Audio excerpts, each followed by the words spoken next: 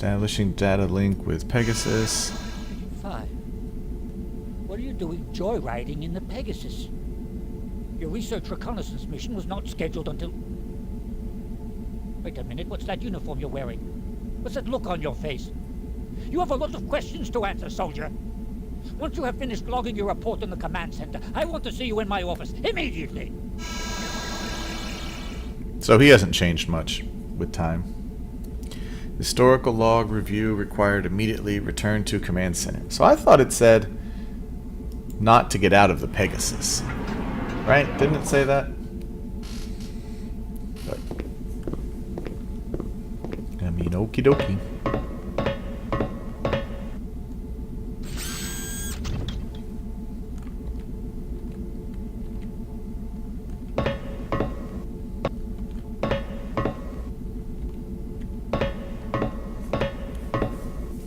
Off to the turbo lift.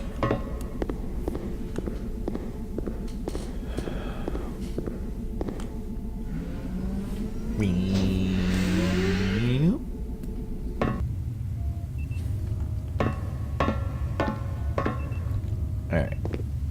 I'm in the ready room.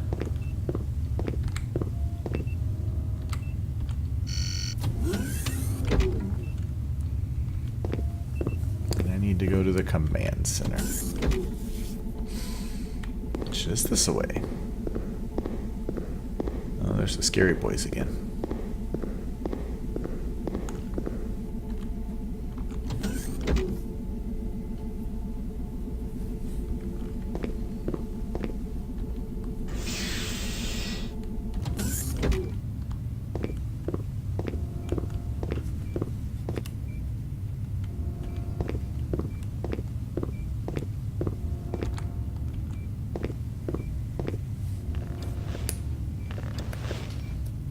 Alright, let's see what we got.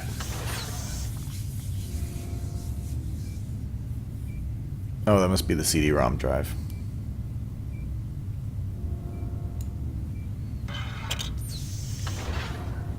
Nice. Checking for temporal discrepancies. Apparently there are 4. World Science Center in Sydney, Australia. Caldoria Airborne Metropolis in North America. Morimoto Colony Corporates Minor Mars. Apparently we've colonized Mars. And NORAD 6 Defense Complex in the Mid-Atlantic. Okay. Chance of success based on historical relevance, 23%, 57%. Affected event, not an actual source of a temporal rift, and 48%. So, take the high chance of success, eh?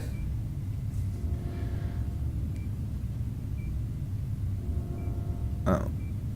So this is what actually happened. August 3rd, 2185. Early today, the pilot of a cargo shuttle approaching the Morimoto Mars colony spotted an unidentified spacecraft in orbit over the colony. The sighting was verified by landing base scanners and immediately reported to Earth.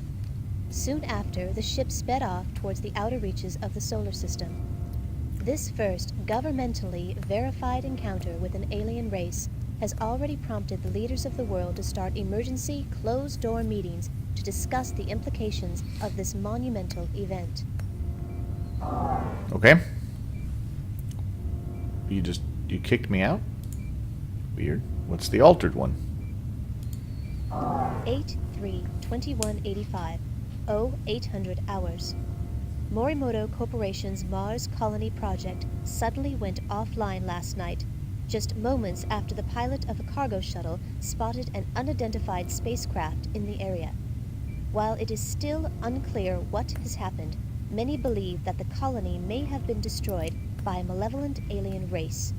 Repeated efforts to contact the colony have met with no success, but before the comlink to the colony was terminated, the sighting of the alien spacecraft, its rapid departure, and a subsequent unexplained explosion were recorded by long-range sensors on Phobos and verified by Earth authorities. Okay. So we had a colony on Mars. They met some super cool alien dudes. Then they left. And now we had a colony on Mars. They met some super cool alien dudes. And then they blew up. Okay. This game has a lot of January 17th, acting. 2310. The Symposium on Alien Contact began today at the World Science Centre in New Sydney, Australia. The debate centered around whether humans are ready for interaction with alien races. One speaker, Dr. Enrique Castillo, had a particularly moving speech. Dr. Castillo embarrassed the naysayers by systematically shooting down their arguments and thrilled the attending scientific community with visions of medical and technological advances which could be gained by such interaction. Although there were strong keynote speeches on both sides of the argument, most of those in attendance appeared to be in favor of alien contact. Okay. What happens now? 1/17/2310, 1800 hours. Dr. Enrique Castillo, a well-known biologist and advocate for establishing alien relations, was murdered earlier today. During his speech at the Symposium on Alien Contact in New Sydney, Australia, Castillo was speaking on stage at the World Science Centre when the single shot from an unknown assailant was fired. He was later pronounced dead on arrival at the Darling Harbour Medical Complex. The murderer is still at large. Dr. Castillo was the most outspoken at the debates and firmly believed that contact with alien races would be beneficial to humanity. Although his views were not mainstream, Dr. Castillo's contributions to the pro-alien movement will be greatly missed. Okay. Cool guy convinces everyone aliens are sweet, and then cool guy who was gonna do that gets murdered instead. Alright, and then this one has the lowest chance of success. May 15, 2112.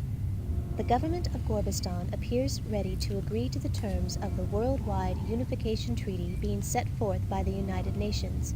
However, at least one terrorist faction disagrees with the terms of the plan and has expressed this disagreement by taking hostages.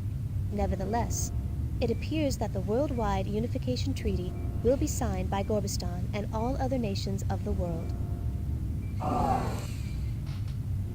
So, I'm kind of embarrassed, but is Gorbistan a real place?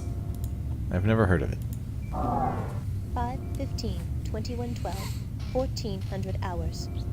Today, amid negotiations to work out the final details of the Worldwide Unification Treaty, a nuclear missile was launched by the United States toward the country of Gorbistan. The missile, however, Nuked 'em. self-destructed before actually touching down.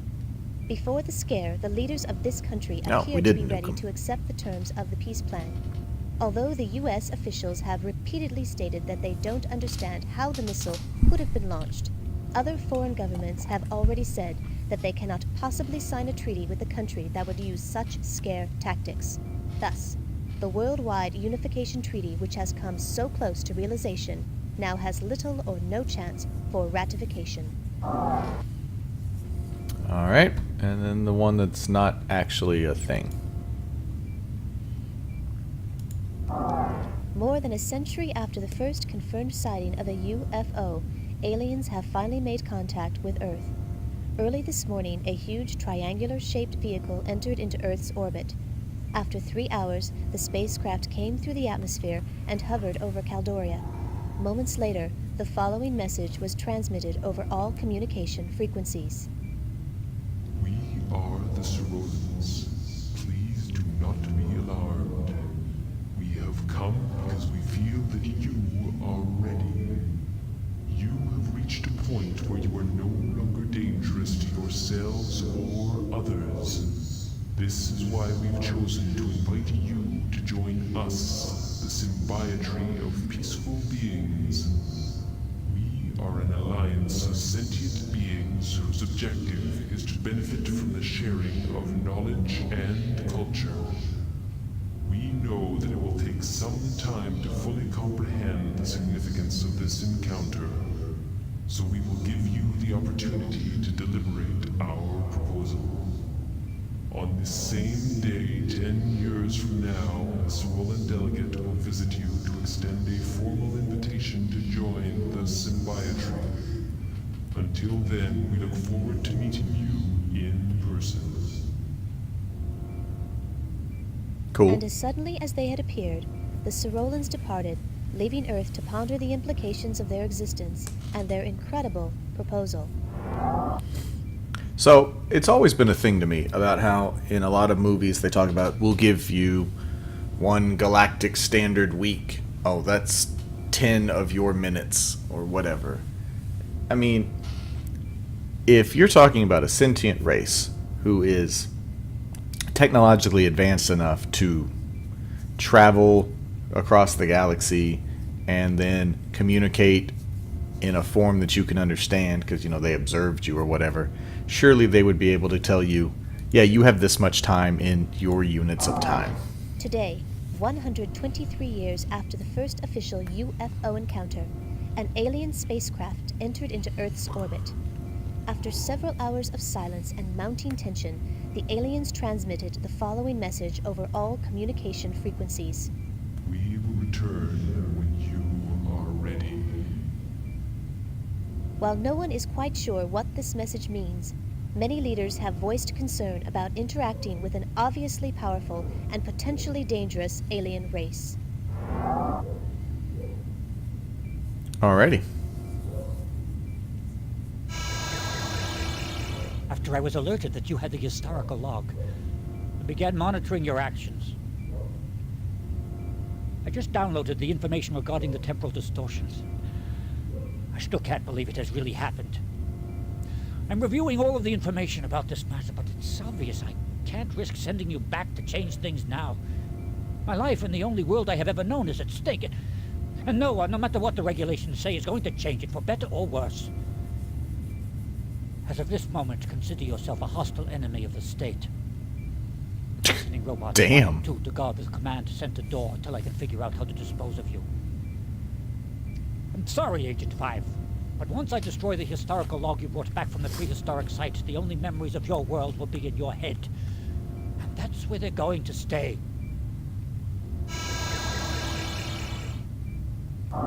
Initiating auto-activation of Contingency Program 13, which states, any attempt to obstruct a TSA agent while on a mission is a direct violation of TSA Regulation 11.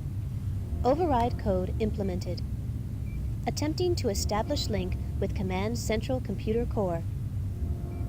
IO link established. Agent 5, you may now utilize the TSA Central Computer. Cool. I am here. New target acquired. Rerouting robots. Rerouting robots. Reroute them New there. target acquired. Rerouting robots.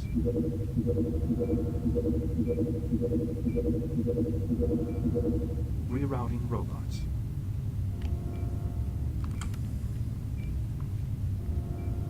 Okay. So I've rerouted the scary boys. Can I go? So I got to get back to Pegasus, which means I have to go to the ready room. But unfortunately, that means I have to cross right in front of that main corridor where I just sent the scary boys.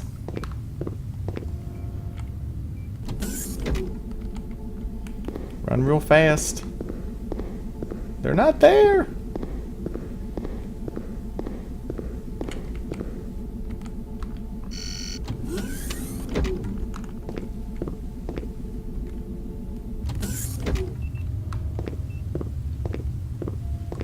Alright, get in the elevator.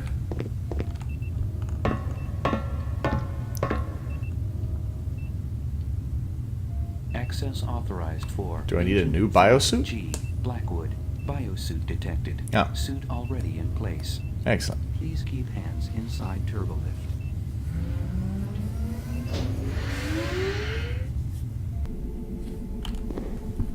And we're off.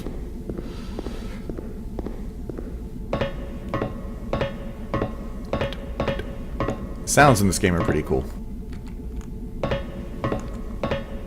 They do a good job.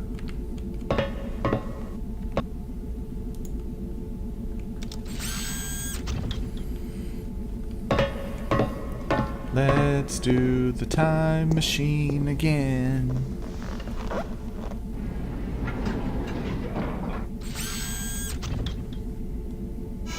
Gage! Wait, let's talk this over. I'm sure we can figure something out. I won't give you anything. According to TSA Regulation 11, all communication and data links to the outside must be severed to prevent possible obstructions from hindering the completion of the mission. Now proceeding with the I.O. isolation procedures. Well, alrighty then. Time-bending preparations complete. You may now choose your temporal destination. Thank you so much for playing my game.